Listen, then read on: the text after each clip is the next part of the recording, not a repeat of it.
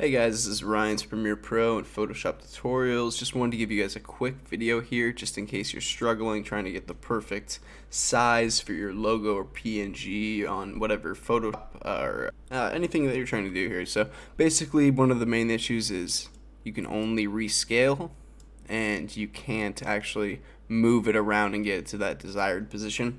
All you have to do is just hit Alt and scroll wheeled forward. You'll be able to actually get that exact size that you want. So I'm trying to match this Twitter emblem perfectly, and because I was able to Alt and scroll wheel, I'm able to get something that resembles it pretty well. So just in case you're struggling with that and you were dragging that around for quite a bit, hopefully that helped you.